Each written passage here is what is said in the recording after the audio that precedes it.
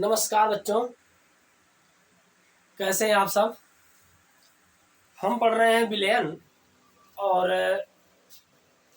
पिछली दो वीडियो में हमने विलयन क्या होता है, विलयन कितने प्रकार के होते हैं, और फिर इसके बाद देखा था कि सांद्रता क्या होती है, सांद्रता को व्यक्त करने की इकाइयाँ क्या क्या हैं।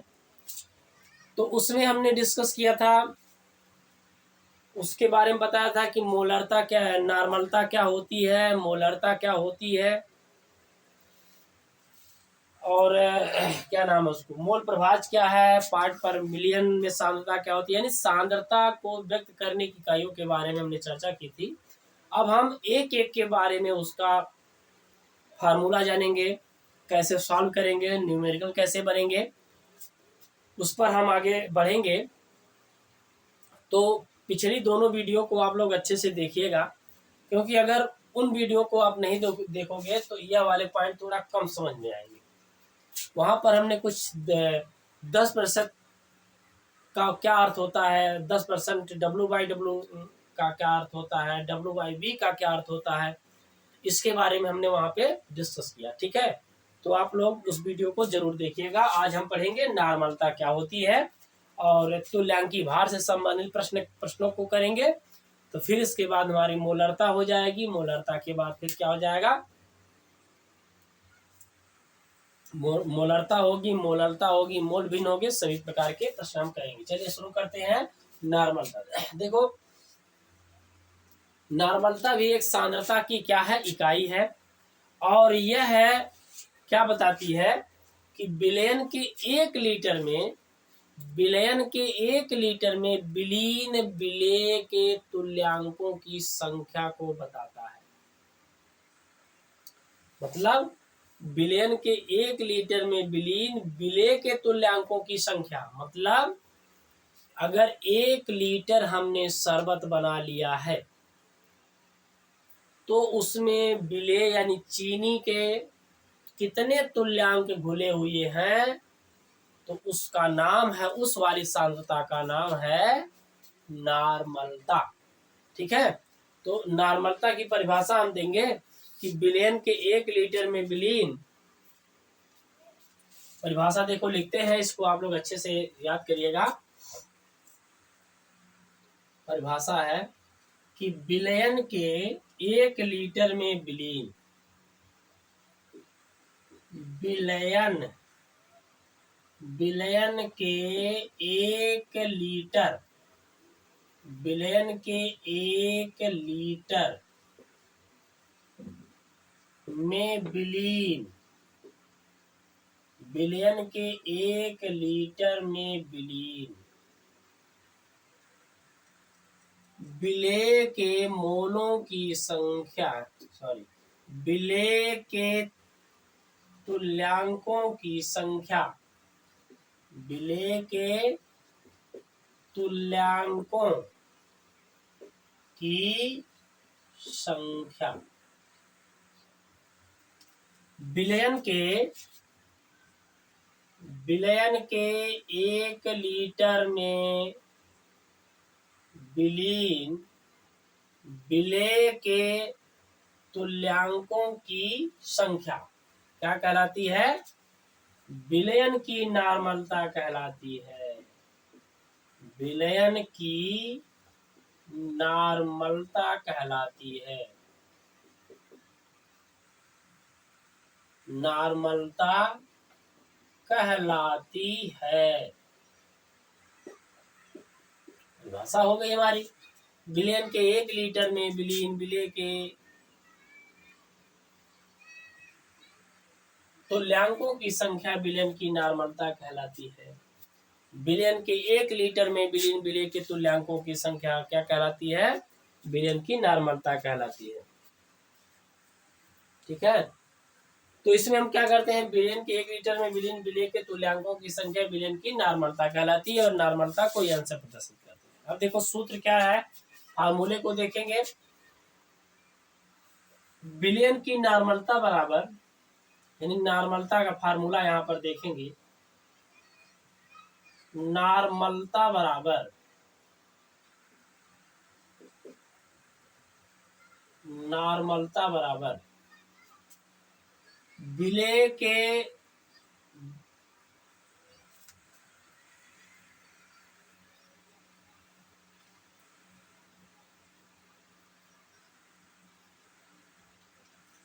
नॉर्मलता बराबर होता है यहाँ पे कितना लेंगे,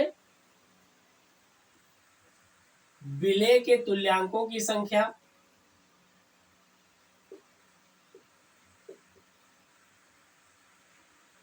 विलेय के तुल्यांकों की संख्या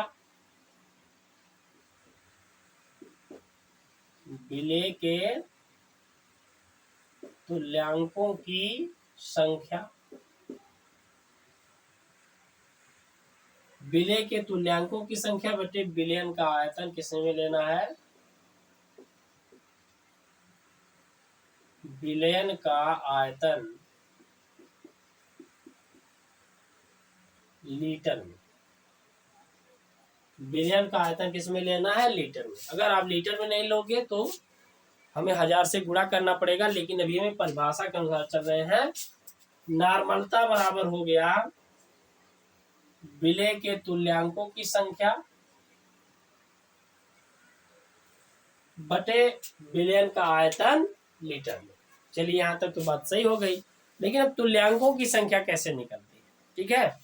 तो देखो तुल्यांकों की संख्या कैसे निकलती है, चूंकि विलेय के तुल्यांकों की संख्या कैसे निकाली जाती है, विलेय के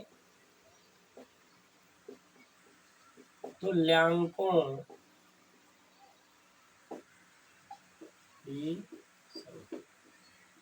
विलेय के तुल्यांकों की संख्या कैसे निकलती है, संख्या बराबर होती है। विलेय के तुल्यांकों की संख्या बराबर होती है विलेय का भार बटे विलेय का तुल्यांकी भार। विलेय का भार बटे विलेय का क्या निकाल लेना है, विलेय का तुल्यांकी भार, ठीक है। तुल्यांकों की संख्या बराबर क्या हो गया, यहाँ पे संख्या बराबर हो गया कि विलेय का भार, विलेय के भार को स्मॉल w से, विलेय को छोटे अक्षर से, विलेय का भार बटे विलेय का क्या लेंगे, विलेय का तुल्यांकी भार, विलेय का तुल्यांकी भार लेंगे। तुल्यांकी भार को हम ई से प्रदर्शित करेंगे, ई। अतः नॉर्मलता क्या हो जाएगी, इसलिए नॉर्मलता बराबर क्या हो जाएगी, देखो नॉर्मलता क्या हो जाएगी, विलेय का भार, विलेय के तुल्यांक के स्थान पर रखेंगे विलेय का भार स्मॉल w बटे विलेय का तुल्यांकी भार बटे विलेय का तुल्यांकी भार,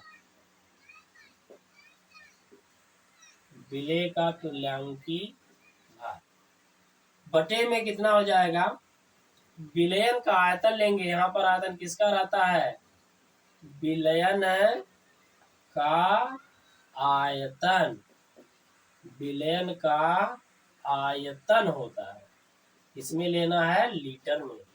तो यहाँ पे विलेय के तुल्यांकों की संख्या बराबर होता है विलेय का भार। देखो यहाँ पे लिख रहे हैं हम, विलेय का भार बटे विलेय का तुल्यांकी भार, और यहाँ पर हम देखेंगे अतः नॉर्मलता बराबर हो गई कितनी, विलेय का भार बटे विलेय का तुल्यांकी भार बटे विलयन का आयतन। देखो नॉर्मलता क्या है, विलयन के 1 लीटर में विलीन विलेय के तुल्यांकों की संख्या विलयन की नॉर्मलता कहलाती है।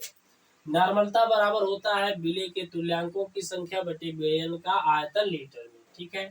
क्योंकि विलेय के तुल्यांकों की संख्या बराबर होता है विलेय का भार बटे विलेय का तुल्यांकी भार। ठीक है यहाँ तक। अतः नॉर्मलता बराबर विलेय के तुल्यांकों की संख्या के स्थान पर यह मान हमने रख दिया, तो विलेय का भार बटे क्या हो जाएगा, विलेय का तुल्यांकी भार, विलेय का भार इस रूप में हो जाएगा और ये हमारा फार्मूला बन गया। ठीक है, अब इसको शॉर्ट में हम लिख सकते हैं, या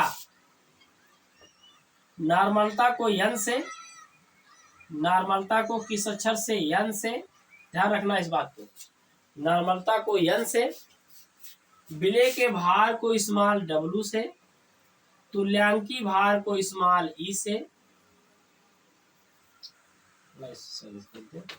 नॉर्मलता को n से, विलेय के भार को स्मॉल w से और बटे तुल्यांकी भार को e से प्रदर्शित करते हैं, और विलयन का आयतन को v से प्रदर्शित करते हैं। यहाँ पर यह किस में होना चाहिए, लीटर में। तो हमारा एक फार्मूला यह भी बन गया, n बराबर, अच्छा चलो इतना हो गया, या इसको हम ऐसे लिख सकते हैं, या देखो, या ई नीचे चला आएगा, ई कहाँ पर आएगा, नीचे, तो हमारा सूत्र हो गया n बराबर स्मॉल w बटे में ई गुणे बी, ई गुणे बी, v किस में रहेगा, लीटर में, v किस में रहेगा, लीटर में रहेगा। ठीक है, अगर यह लीटर में है तो यह सूत्र लगाएंगे, नॉर्मलता बराबर भार बटे ई गुणे बी, और यह हो जाएगा यह। ठीक है, यहाँ तक दिख रहा है ना, चलिए कोई बात नहीं, यहाँ तक समझ आ रहा होगा। अरे भाई, विलेय के भार को स्मॉल w से, विलेय का तुल्यांकी भार को e से, विलेय का भार जो होता है, विलयन का आयतन किस में लेते हैं, लीटर में लेते हैं, तो हमने रख दिया। अच्छा, फाइनली आपको यह फार्मूला रखना होगा, यानी नॉर्मलता बराबर हो जाएगा विलेय का भार बटे तुल्यांकी भार गुणे आयतन। अच्छा, आयतन को अगर हम ml में लेते हैं, आयतन को अगर हम ml में लेते हैं तो कितना हो जाएगा, आयतन को अगर हम ml में लेते हैं तो यह पॉइंट हो जाएगा कितने से, 1000 से क्या कर देंगे, गुणा कर देंगे। ठीक है, तो नॉर्मलता बराबर हो जाएगी स्मॉल w बटे 1000। तो यह हमारा जो है ज्यादा प्रयोग होने वाला सूत्र होगा, क्योंकि आयतन किसमें दिया रहेगा, अक्सर आपको ml में दिया रहेगा। तो ml में करना तो आप या तो कन्वर्ट कर दो, तो यह सूत्र रख दो, और कन्वर्ट नहीं करने आता, कोई दिक्कत हो रही है, तो आप आसानी से इस फार्मूले को रख सकते हो। तो n बराबर स्मॉल w गुणे 1000 बटे ई गुणे वी ml के रूप में हो जाएगा। चलिए ठीक हो गया। अच्छा, अब यहाँ प्रश्न आता है कि भाई हम तुल्यांकी भार कैसे निकालते हैं, तुल्यांकी भार निकालने का कोई तरीका तो होगा, कैसे जानेंगे इसका तुल्यांकी भार इतना है, मतलब हमें इसको तो ध्यान में रखना पड़ेगा ना कि तुल्यांकी भार कैसे निकालेंगे, क्या प्रोसेस होते हैं, कैसे करते हैं। तो आज हम देखेंगे तुल्यांकी भार निकालने का तरीका, तब हम उसके बाद 2-3 सवाल इस पे कर लेंगे। ठीक है, तो देखिए हम यहाँ पर देख लेते हैं, क्योंकि अभी हम परिभाषाओं को देखा हमने, तो उसमें तुल्यांकी भार निकालने के लिए आएगा, तो पहले हम सीख लेते हैं कि तुल्यांकी भार हम कैसे निकालेंगे। ठीक है, चलिए, तो देखिए तुल्यांकी भार क्या है।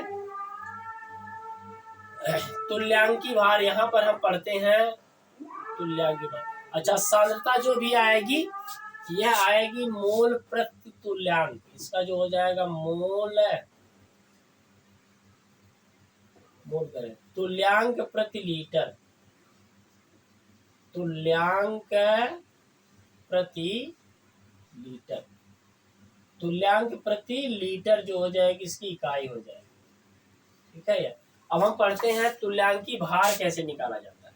ठीक है, इक्विवेलेंट वेट, तुल्यांकी भार कैसे निकालेंगे यह हमें देखना, तुल्यांकी भार ई कैसे निकालेंगे। तुल्यांकी भार बराबर होता है अणुभार में, अणुभार निकाल लेना उस यौगिक का या उस अणु का क्या निकालना है? अणुभार। सबसे पहले क्या करना पड़ेगा आपको? अणुभार निकालना पड़ेगा उसका। किसका?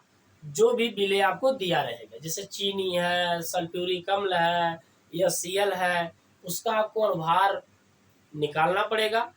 ये भी बताएंगे कैसे आप अणुभार निकाल सकते हो, परमाणु भार कितने कितने होते हैं इसको भी बताएंगे आपको। तो तुल्यांकी भार ई हो गया, और ये हो जाएगा बटे में क्या है? अणुभार। अणुभार बटे में क्या देखना है? H धनायन की संख्या देखनी है। H धन आयनों की संख्या यहां लिख दे रहे हैं, H धन आयनों की संख्या या OH ऋण आयनों, OH ऋण आयनों की संख्या। H धन आयनों की संख्या या OH ऋण आयनों की संख्या या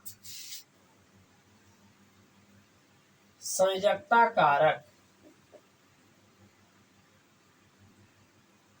या संयोजकता, यहां देख लो, या संयोजकता,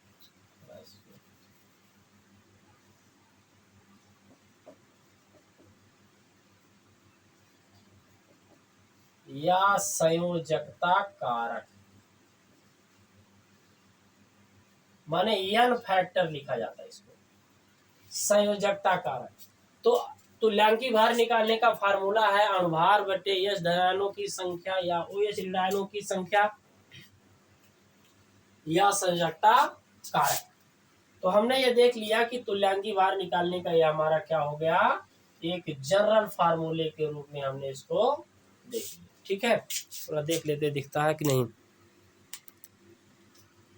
चलिए गुड, कोई दिक्कत नहीं। अब देखो तुल्यांकी भार ई हो गया, अणुभार बटे OH धनायनों की संख्या, OH ऋणायनों की संख्या, संयोजकता कारक। अब हम कोई एग्जाम्पल लेकर के समझाएं, कैसे समझ में आएगा? अब हमें क्या करना पड़ेगा? इसमें एग्जाम्पल बताना पड़ेगा। एग्जाम्पल के रूप में लिख, जैसे HCl का अगर हमें तुल्यांकी भार पूछे एग्जाम्पल के रूप में, देखो एग्जाम्पल के रूप में अगर हमसे पूछे कि HCl का तुल्यांकी भार, तुल्यांकी भार क्या होगा? तुल्यांकी भार बताओ। अच्छा, आपको यह देखिए H का अब ध्यान रखना है, हाइड्रोजन का परमाणु भार 1 होता है, याद करना। यह हरदम दिया नहीं रहेगा, अगर आपको याद हो जाए तो अच्छा। तो 35.5। क्लोरीन का परमाणु भार 35.5 होता है, और हाइड्रोजन का कितना होता है? 1 होता है। ठीक है, तो अब हम इसमें देख लेते हैं HCl का तुल्यांकी भार निकाल। सबसे पहले हमें क्या निकालना है? HCl का तुल्यांकी भार निकालेंगे तो लिखते हैं, इसलिए तो इसका हमें सॉल्यूशन करना है। देखो HCl का तुल्यांकी भार कैसे निकलेगा? लिखेंगे HCl का तुल्यांकी भार, तुल्यांकी भार को लिखते E बराबर, HCl का अणुभार निकालेंगे तो देखो हाइड्रोजन का अणुभार 1 होता है, हाइड्रोजन का होता है 1, अलग से देख लेते हैं। हाइड्रोजन का परमाणु भार 1 प्लस, प्लस करते हैं, अगले वाले को जोड़ दें प्लस करते हैं, हाइड्रोजन का 1, क्लोरीन का जितना है 35, तो उसको जोड़ा जाता है, कुल मिलाकर आ जाएगा 36.5 बटे में कितना आ जाएगा? 36.5 बटे में देखेंगे तो बताओ, अगर HCl को तोड़े, अगर HCl को तोड़े तो कितने बनेंगे? H धनायन बनेंगे और Cl ऋणायन। तो बताओ कितने H है? यहाँ पर दिख रहे हैं, यहाँ पे 1 H है, तो संख्या कितनी हो गई? 1। तो कितने से डिवाइड करेंगे? 1 से डिवाइड करेंगे, तो यह हमारा हो जाएगा कितना? 36.5 बराबर हो जाएगा 36.5। यह हमारा जो आया HCl का क्या आ गया? तुल्यांकी भार। तो अणुभार में H धनायन की संख्या से या OH ऋणायन की संख्या से या उसके अगर यश धनायन ना हो, OH ऋणायन ना हो, तो संयोजकता कारक माने जितने उसके ऊपर क्या हो, आयन हो, उनसे हम क्या कर देंगे, डिवाइड करेंगे उसके अनुभार को। ठीक है, दूसरा एग्जाम्पल लेते हैं अगला। जैसे हमें पूछा H2SO4 का तुल्यांकी भार,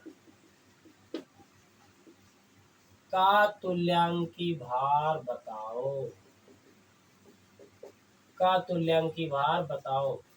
तो H2SO4 का तुल्यांकी भार बताना है, तो क्या करेंगे। H2SO4 का तुल्यांकी भार बताने के लिए इसका जो सॉल्यूशन है कैसे करेंगे, देखो सबसे पहले H2O का अनुभार तुल्यांकी भार निकालेंगे, लिखेंगे H2SO4 का तुल्यांकी भार माने E का तुल्यांकी भार E, अणुभार निकालेंगे। अणुभार देखो, सल्फर का यहाँ पर कितना होता है 32, ऑक्सीजन का होता है 16, हाइड्रोजन का आपको पता है 1 होता है। यह क्या है, परमाणु भार होते हैं, सल्फर का 32, ऑक्सीजन का 16। ठीक है यहाँ तक। अच्छा, इसका आप क्या करेंगे, तो सल्फ्यूरिक अम्ल का अणुभार निकालेंगे। कैसे निकालेंगे, देखो तो यहाँ पर देख लो, समझ लो इसको कैसे निकाला जाता है। कितने हाइड्रोजन है, 2, एक हाइड्रोजन का परमाणु भार 1, सल्फर है अकेले तो इसको जोड़ेंगे प्लस 32, ये भी अकेले है प्लस, 4 लोग हैं तो 4, ऑक्सीजन का 16, और अब इसका मान निकालेंगे, जो भी आएगा वह अणुभार होगा। ठीक है, अब इसमें जब हम सल्फ्यूरिक अम्ल को तोड़ेंगे ना, जब सल्फ्यूरिक अम्ल को तोड़ेंगे तो कै H बनेंगे, 2 H बनेंगे। कै H बनेंगे, 2 H बनेंगे। ध्यान रखो इसको, कितने H बनेंगे, 2। तो जब 2 H बनेंगे, इसके कितने H बनेंगे, 2 H बनेंगे, तो कितने से डिवाइड करेंगे, 2 से डिवाइड कर देंगे। ठीक है, तो कितना आएगा, तो देखो सल्फ्यूरिक अम्ल है 32, 16 चौके 64, 16 चौके 64, और ये 64 हो गया, 64 3 हो जाएगा 94, 94 4 98, कुल मिलाकर कितना होता है 98, 98/2, तो बराबर कितना आ जाएगा, बराबर आ जाएगा 249, यानी आ जाएगा 2 चौका 2 9 49 आ जाएगा।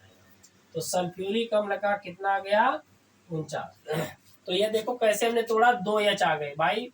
सल्फ्यूरिक अम्ल जब वियोजित होगा पूरी तरह से 2 H को देगा। ठीक है, तो इस तरह से हमने सल्फ्यूरिक अम्ल का भी तुल्यांकी भार को देख लिया। ठीक है, बात समझ में आ रही है, कोई दिक्कत तो नहीं है।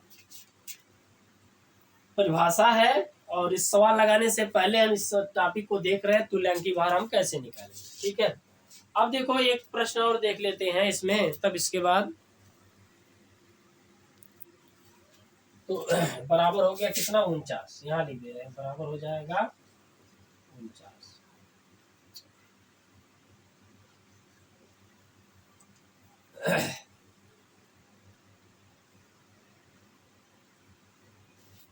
अब इसी प्रकार हम देख लेते हैं एक और एग्जाम्पल, कैल्शियम कार्बोनेट, जिसमें H नाम CaCO3 का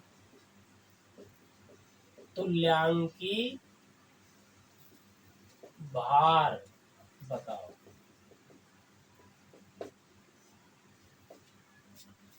कैल्शियम कार्बोनेट का हमें क्या बताना है, तुल्यांकी भार।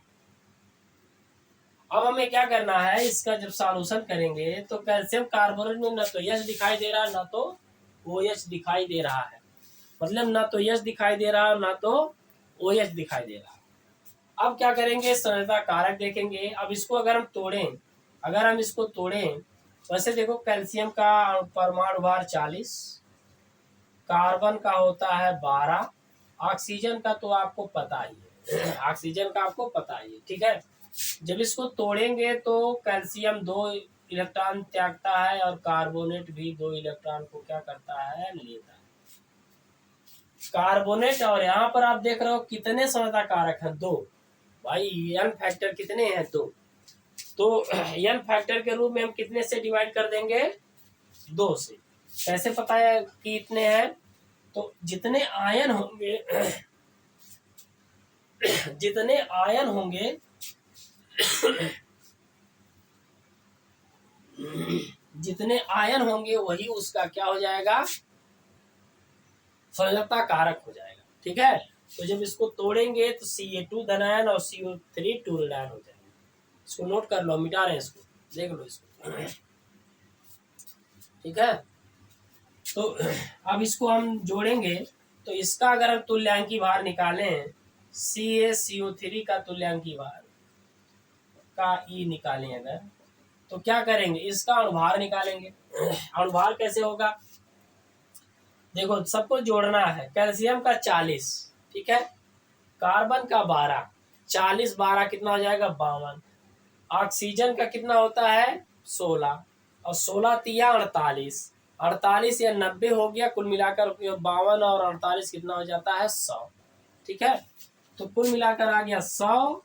और कितने धनायन बनाएगा? 2, और 2 से डिवाइड करेंगे कितना आ जाएगा? 50।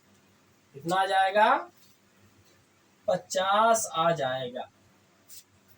ठीक है, तो इसी प्रकार से हम हम जो है तुल्यांकी भार को इस तरह से निकालेंगे। ठीक है, तो बात यहाँ तक समझ में आ गई।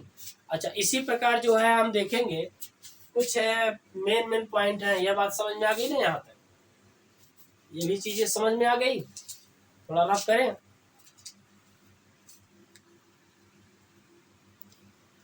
कुछ चीजें और है यहाँ पे, आप देख लेना। यहाँ पे हम नोट में यहाँ पर देख लो। ठीक है, यहाँ पे एक होता है H3 फास्फोरस, समझे, H3PO3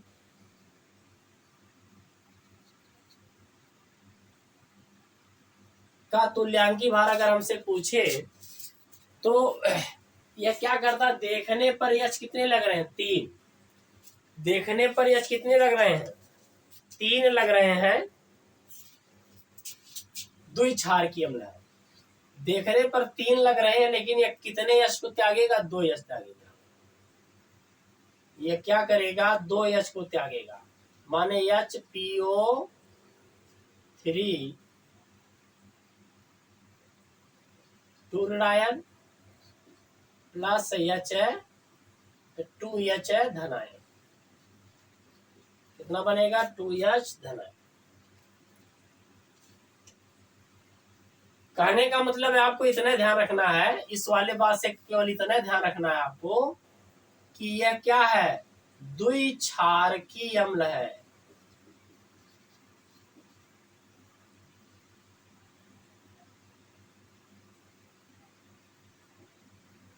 ये द्विक्षारकीय अम्ल, इसका मतलब कई H देगा? इसका मतलब 2H धनायन को क्या करेगा? देगा।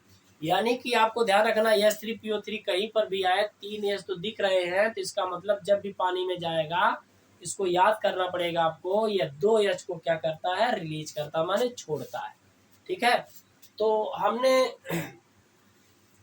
इस तरह हमने इसमें जो कुछ पॉइंट देख लिए कि नॉर्मलता क्या होती है, नॉर्मलता का फार्मूला क्या होता है, नॉर्मलता में एक शब्दावली आती है तुल्यांकी भार, तुल्यांकी भार को कैसे निकाला जाएगा, इसके बारे में हमने चर्चा किया। ठीक है, अब हम सवाल करेंगे, इस पर नॉर्मलता पर हम सवाल करेंगे, फिर हम उससे आगे अन्य